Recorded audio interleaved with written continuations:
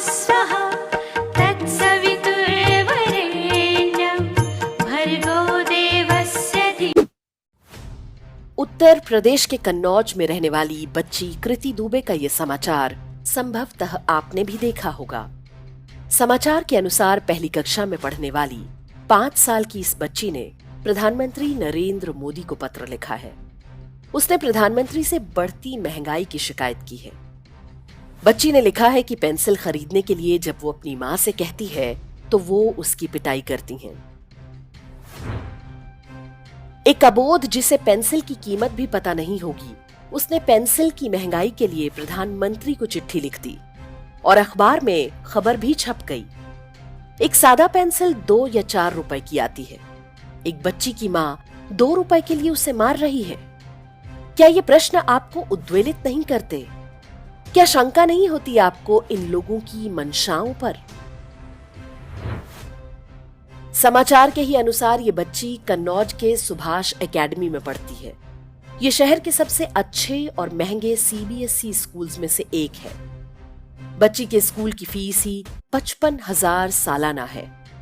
Copy किताब, school dress, extra curricular activities, ये सब यदि मिला दें तो 1 लाख रुपए साल का खर्चा हर साल पड़ता होगा।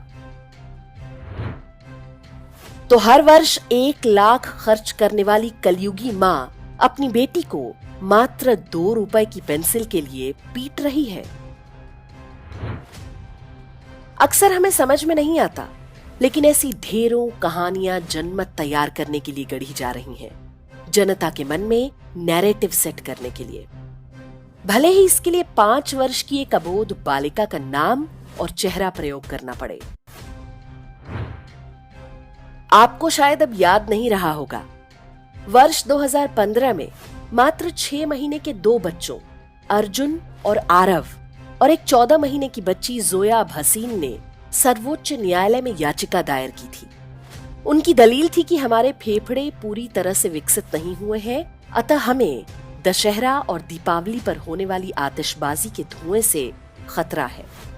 अपनी याचिका में उन्होंने दशहरा और दीपावली के अतिरिक्त किसी अन्य त्योहार या इवेंट का नाम नहीं लिखा।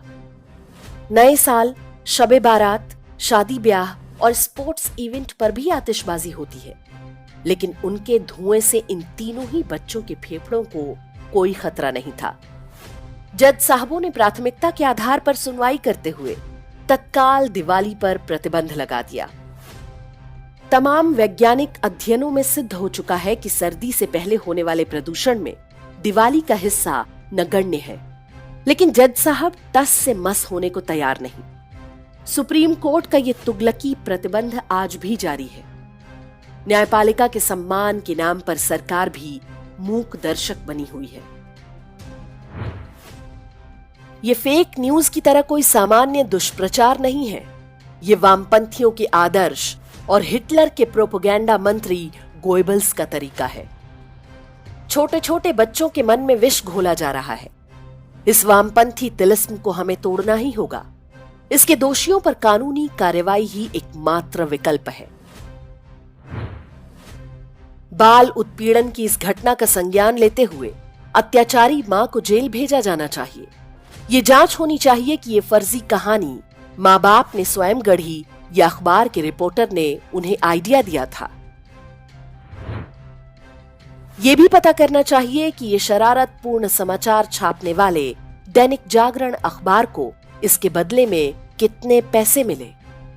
ढेरों अंतर्राष्ट्रीय शक्तियां ऐसे झूठ को प्रसारित करने वाले अखबारों को उचित मूल्य देने को तैयार बैठी हैं। दैनिक जागरण हर वर्ष केंद्र और उत्तर प्रदेश सरकार से लाखों करोड़ों रुपए के विज्ञापन की कमाई करता है। ये विज्ञापन बंद होना चाहिए। एक जागरूक नागरिक के रूप में हमें भी सतर्क रहना चाहिए। कांग्रेसी और वामपंथी सत्ता में भले ही नहीं है, सिस्टम उनका ही है। मीडिया उनके सिस्टम का सबसे घातक अंग है।